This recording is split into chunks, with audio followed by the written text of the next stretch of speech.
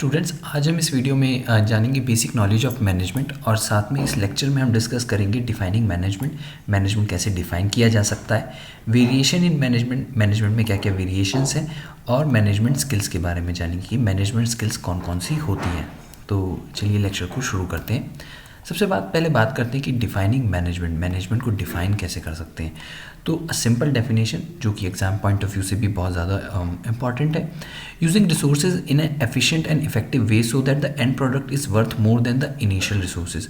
तो मैनेजमेंट ये कहता है कि जो रिसोर्सेज हैं उन्हें एफिशिएंट और इफेक्टिव वे में यूज़ करना है। मतलब इफेक्टिव और एफिशिएंट जो वर्ड्स हैं इन्हें आप बहुत अच्छे से यूज़ करें। ये पूरे मैनेजमेंट कोर्स में बहुत ज़रूरी वर्ड्स हैं दो, कि मैनेजमेंट क्या करता है कि कोई भी जो रिसोर्स है उसे इतनी अच्छी तरीके से यूज़ करता है कि वो उसका जो एंड प्रोडक्ट है बहुत इफेक्टिव रहता है। मैं एक एग्जांपल आपको देता हूँ कि मान लीजिए कि 50 लेबर है, 50 लेबर्स हैं और वो मतलब 10 फ्रिज बनाते हैं पूरे दिन में। तो अगर वो बिना मैनेजमेंट के 50 जो है लेबर हैं वो 10 बनाते हैं, तो मैनेजमेंट के बाद या तो ये 40 लेबर 10 फ्रिज बनाए या फिर ये जो 50 है ये बढ़ के हो जाए 15। मतलब या तो रिसोर्सेज कम यूज़ करके मैनेजमेंट ज़्यादा आउटपुट दे, सेम आउटपुट दे, या फिर सेम रिसोर्सेज यूज़ करके ज़्यादा आउटपुट दे। तो मैनेजमेंट ये करता है। तो आप एफिशिएंसी को इनपुट वैल्यू और ट्रांसफॉर्मेशन में यूज़ कर सकते हैं। मतलब मैनेजमेंट एफिशिएंट हो कि वो अपनी जो रिसोर्सेज है और ट्रांसफॉर्मेशन है, मतलब जो इंटरनल ट्रांसफॉर्मेशन है उसमें एफिशिएंट हो। और इफेक्टिवनेस कहाँ दिखेगी? एंड प्रोडक्ट में, जहाँ आप उसे कैलकुलेट कर सकते हैं। ठीक है, एक इंटीग्रेटेड डेफिनेशन है जो स्मिथ ने 2011 में दी थी। आप इस तरीके से भी लिख सकते हैं, activity of getting other people to transform resources so that the results add value to the organization in terms of reaching its organizational goal. तो इन दी एंड बात वही है कि कैसे आप पूरे जो ऑर्गेनाइजेशन के जो एक कहते हैं ना रिसोर्सेज हैं उसे ट्रांसफॉर्म करें, पीपल को ट्रांसफॉर्म करें ताकि वो ऑर्गेनाइजेशन गोल्स को अचीव करने में वैल्यू ऐड कर सकें। चलिए अब आगे समझते हैं कि हमें मैनेजमेंट की क्या ज़रूरत है। Why do we need management? इसकी कुछ एडवांटेजेस भी हैं और डिसएडवांटेजेस भी हैं। एडवांटेजेस है कि इट अनेबल्स बिग अचीवमेंट। जैसे कि आपको पता ही है, अगर एफिशिएंट और इफेक्टिव हो जाएंगे तो जो बड़े ऑर्गेनाइजेशन गोल्स हैं उन्हें आसानी से अचीव कर पाएंगे। और ये इंक्रीज़ करता है एफिशिएंसी में और रिड्यूस करता है वेस्ट में। तो क्या मैनेजमेंट बहुत टाइम लगाता है कि कैसे वो हर लेबर को उसके स्किल के हिसाब से यूज़ कर सकता है और कम से कम उसका टाइम वेस्ट होने से बचाए, और साथ साथ में कैसे उसे ज़्यादा से ज़्यादा प्रोडक्टिविटी की तरफ बढ़ाए। अब बात करते हैं कि डिसएडवांटेजेस क्या है। कि ये कंज्यूम बहुत करता है, जो पूरा टाइम है उसे कंज्यूम बहुत करता है। आपको ही पता है, जब किसी मैनेजर को पूरा प्रोसेस समझने में और बार बार उसे इम्प्लाई करने में टाइम लगेगा तो उस प्रोसेस को कंज्यूम बहुत कर लेता है ये टाइम को। एक ये एक्सपेंसिव बहुत है। अब एक बताइए, जैसे कि मैंने आपको कहा कि एक शुरुआत में बिना मैनेजर के 50 लेबर 10 फ्रिज बनाती है। अब अगर कोई मैनेजर आएगा जो कि मैनेजमेंट अप्लाई करेगा या मैनेजरियल स्किल्स अप्लाई करेगा तो वो एक्सपेंसिव तो रहेगा ही ना। वो कुछ चीज़ें शुरुआत में चेंजेस करेगा, तो वो भी एक एक्सपेंसिव प्रोसेस है। फिर क्या बात आती है? Pursuit of selfish goals. ये देखिए, ये मैनेजमेंट में सबसे ज़्यादा देखा गया है कि कोई भी मैनेजर जब उसकी पूरी चलेगी तो वो शायद अपने सेल्फिश गोल्स में लग जाए। शायद वो ये कहने लगे कि मेरा इंसेंटिव है कि मैं ज़्यादा क्वांटिटी में फ्रिज बनाऊं। अब वो लेबर्स को देखे ही ना और अपने गोल्स की तरफ लग जाए कि उसे ज़्यादा क्वांटिटी देनी है ताकि मैनेजमेंट उसे इंसेंटिव दे। उसके इंसेंटिव अटैच है प्रोडक्ट के आउटपुट से। ठीक है, तो ये इनके 3 आप एडवांटेजेस और डिसएडवांटेजेस आप लिख सकते हैं और अच्छे से एक्सप्लेन भी कर सकते हैं एग्जांपल्स के तौर पे। अब बात करते हैं वेराइटीज़ इन मैनेजर। देखिए, मैनेजमेंट को कोई भी हो लेकिन वो मैनेजर से अप्लाई करेगा ना। तो अब करते हैं वेराइटीज़ ऑफ मैनेजमेंट। तो 3 वेज हैं जिससे आप डिस्टिंग्विश कर सकते हैं मैनेजर्स के बीच में। एक ओनरशिप के बेस पे, एक लेवल ऑफ सीनियरिटी के बेस पे, और एक बाय रिलेशंस ऑफ ऑपरेशन के बेस पे। अगर हम ओनरशिप की बेस पे बात करें तो एक ओनर्स होते हैं जो मैनेजर्स होते हैं, मतलब खुद का बिजनेस है खुद ही मैनेजर। एक एंटरप्रेन्योर्स होते हैं जो कि खुद ही सारा कुछ देख रहे होते हैं, खुद ही इम्प्लीमेंट कर रहे होते हैं, उनका खुद का बिजनेस होता है, वो फंड रेज कर सकते हैं। एक एंटरप्रेन्योर्स होते हैं जिसके बारे में हम डीपली पढ़ेंगे, लेकिन अभी आप समझ लीजिए ये वो होते हैं जो बड़ी बड़ी ऑर्गेनाइजेशंस को लीड करते हैं। ठीक है, एक लेवल ऑफ सीनियरिटी होते हैं कि फर्स्ट लाइन मैनेजर है, कि भाई सबसे पहला मैनेजर है किसी भी पूरे डिपार्टमेंट का, एक मिडल है, एक सीनियर है एज के हिसाब से, फिर एक रिलेशन से ऑपरेशंस में होता है लाइन मैनेजमेंट, स्पेशलिस्ट मैनेजमेंट, जैसे कि एक मैनेजर है जो कि आईटी मैनेजर है तो वो स्पेशलिस्ट हो गया, फिर एक प्रोजेक्ट का मैनेजमेंट है कि एक नया प्रोजेक्ट आया कंपनी पे उसका मैनेजर हो गया, फिर एक फंक्शनल मैनेजर है कि पूरे एक फंक्शन है उसका मैनेजर है, तो उसको हम इस तरीके से डिवाइड कर सकते हैं। अब हम इन्हें डेप्थ में पढ़ेंगे। ओनरशिप से ये कॉमन फॉर्म है और ये ऑफन इनएफिशिएंट रहती है। क्या है कि ओनर ही जब मैनेजर बन जाता है तो वो छोटी कंपनीज में होता है, जैसे कि आपने देखा भी होगा छोटी कंपनीज प्रिंटिंग वगैरह की, आप अपने डे टू डे लाइफ में भी इनके एग्जांपल्स देख सकते हैं। स्मॉल फॉर्म्स में ज़्यादातर ये ओनरशिप देखी गई है या ये फॉर्म ऑफ मैनेजर्स देखे गए हैं। कुछ मैनेजर्स स्किल्स और ट्रेनिंग भी नहीं हुई होती लेकिन वो मैनेज कर रहे होते हैं, ये भी देखा गया है। जैसे कि खुद का बिजनेस है तो भाई खुद ही मैनेज करेगा, अब उन पे पास कोई स्किल्स और ट्रेनिंग तो है ही नहीं पर वो मैनेज कर रहे हैं। पर क्या है कि फर्म छोटी है तो इतना कोई फ़र्क नहीं पड़ता कि चाहे कैसे भी चला लो। अब बात करते हैं मैनी स्टार्ट्स एज एंटरप्रेन्योर्स। शुरुआत में बहुत सारे लोग एंटरप्रेन्योर्स की तरह स्टार्ट्स करते हैं, मतलब मैनेजमेंट स्किल्स लगा रहे होते हैं, लेकिन बाद में वो भटक जाते हैं और अपनी चलाने लगते हैं क्योंकि उनके पास स्किल और ट्रेनिंग नहीं है। तो ये इसके ड्रॉबैक्स भी हैं और साथ साथ में ये ओनर्स मैनेजर के एग्जाम्पल भी हैं। इसके बाद करते हैं एंटरप्रेन्योर्स की। वो एंटरप्रेन्योर्स कौन होते हैं? जो आइडेंटिफाई करते हैं किसी बिजनेस अपॉर्चुनिटी को और एक्सप्लॉइट करते हैं। जैसे कि अभी ईवी जैसे कि हम टेस्ला का एग्जांपल ले लें, एलॉन मस्क, तो वो एंटरप्रेन्योर हो गया। स्मॉल फर्म्स होती हैं जो कि नंबर्स में इनोवेशन करती हैं। उनके में क्या होता है कि 55% ऑफ इनोवेशन होती है और 95% रेडिकल इनोवेशन होती है।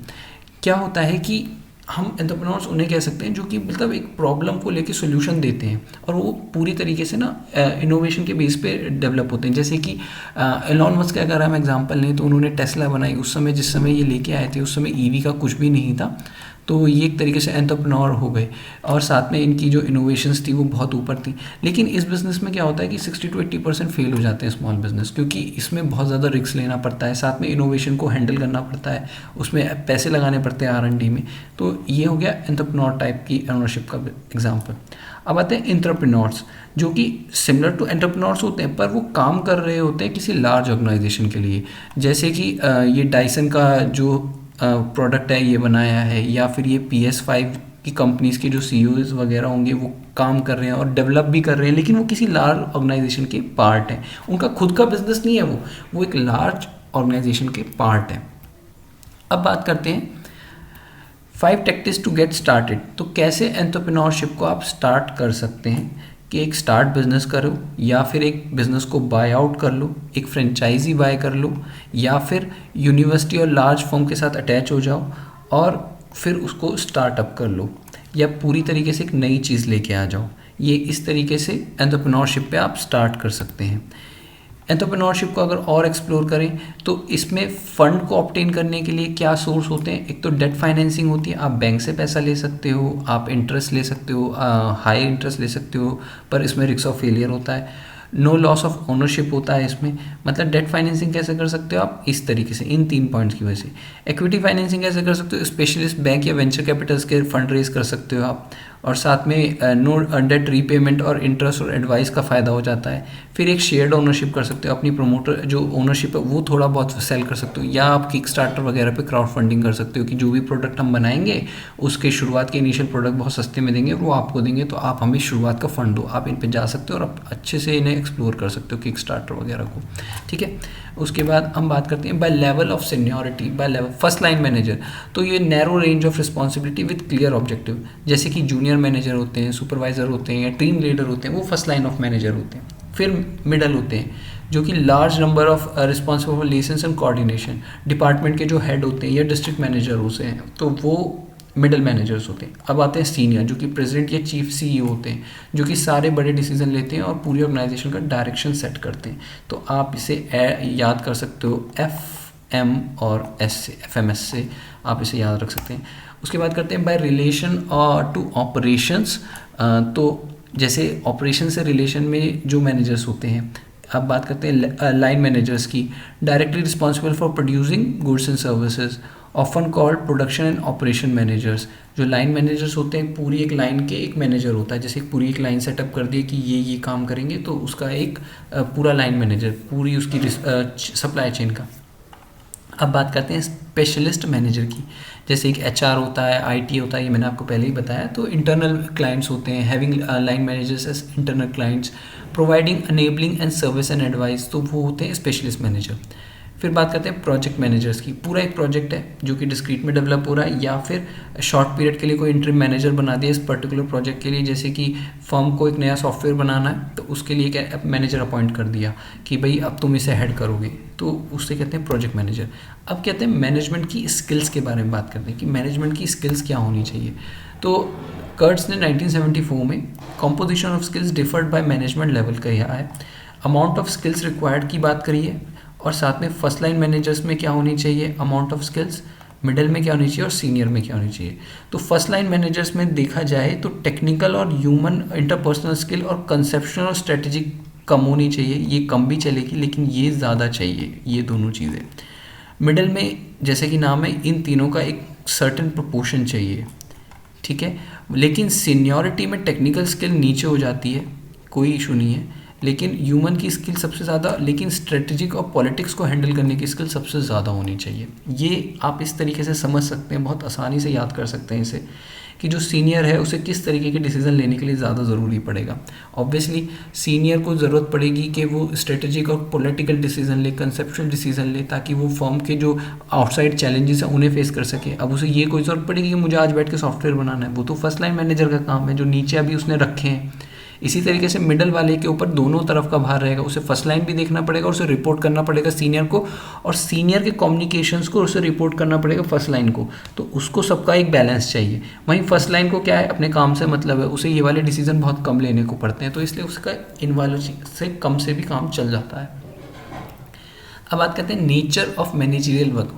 मैनेजरियल वर्क का नेचर क्या होता है। तो मिट्सबर्ग ने कहा है 1973 में, 3 features of managerial work identified through structured observation, brevity, variety और फ्रेगमेंटेशन। तो ये रहे उनके सारे जो मैनेजरियल टास्क हैं और उन्हें कैसे उसे डिवाइड कर दिया गया है एवरेज मतलब फ्रेगमेंट्स में, टाइम ऑफ द डे में। तो ये नेचर है मैनेजरियल वर्क का कि कैसे आप हर किसी चीज़ को डिवाइड कर देंगे पर्टिकुलर टाइम फ्रेम में, ताकि वो जल्द से जल्द हो सके और साथ में कोई भी चीज़ ओवरलैप ना हो। अब हम समझते हैं मैनेजरियल रोल्स के बारे में। 10 managerial roles identify under 3 broad category. ये भी मिट्सबर्ग के 1973 के पेपर से लिए गए हैं। जो 3 ब्रॉड कैटेगरी है मैनेजरियल रोल्स की, आप इसे क्वेश्चन अगर आए मैनेजरियल रोल का तो उसमें भी आप इसे इंक्लूड कर सकते हैं। सबसे पहली कैटेगरी इंटरपर्सनल, फिगर हेड होना चाहिए, लीडर होना चाहिए, लाइसेंस होना चाहिए। इन्फॉर्मेशनल होनी चाहिए जो मैनेजर रोल्स है, मॉनिटर कर सके, डिसमिटर कर सके और स्पोक पर्सन होना चाहिए, अपनी बात को कन्वे कर सके, इन्फॉर्म कर सके, मॉनिटर कर सके कि जो मैंने कन्वे करा है वो पहुंचा या नहीं पहुंचा। फिर डिसीजनल एंटरप्रेन्योर स्किल्स होनी चाहिए, डिस्टर्बेंस हैंडलर होना चाहिए, मतलब कोई कॉन्फ्लिक्ट हो तो उसे हैंडल कर सके। रिसोर्स एलोकेटर होना चाहिए कि ये काम तुम्हें करना है, ये काम तुम्हें करना है, इतना सामान तुम्हें लेके ये काम करना है। और नेगोशिएटर हो सके कि भाई कोई भी ऐसी सिचुएशन आए जहाँ सप्लायर से नेगोशिएट करने की बात है तो अच्छा नेगोशिएट। अब जो मेन चीज़ है उसके बारे में बात करते हैं कि मैनेजर के मतलब कॉम्पिटेंसी क्या होनी चाहिए। कम्युनिकेशन स्किल सबसे ज़्यादा ज़रूरी है, जो कि 97% की रिटर्न और ओरल कम्युनिकेशंस पे मेन करती है कॉम्पिटेंसी। फिर सेल्फ मैनेजमेंट की कंट्रोल और डिसिप्लिन रेजिलियंस ले 75%, organisation ability, delegation, control structure 68%, influencing skills, impact others, networking 67%, team work, team membership, leadership 60%, interpersonal skill, relationship, dealing with others 58% और analytic skill.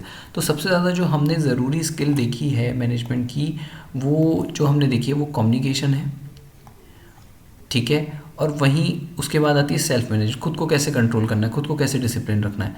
उसके बाद ये वाली सारी चीज़ें एक कैटेगरी में आती हैं, ऑर्गेनाइजेशन, इन्फ्लुएंशियल और टीम वर्क कैटेगरी। फिर लास्ट में इन चीज़ों को सबसे लो वेटेज है कि कैसे और उसे डील करें और उसकी कंसेप्शनल थिंकिंग और प्रॉब्लम सॉल्विंग थिंकिंग। तो ये मैनेजर की कॉम्पिटेंसी होनी चाहिए। तो आशा करते हैं आपको ये वीडियो अच्छा लगा होगा और आप समझ पाएंगे कि मैनेजमेंट क्या है और किस तरीके के मैनेजर्स होते हैं और किस तरह की स्किल्स होते हैं।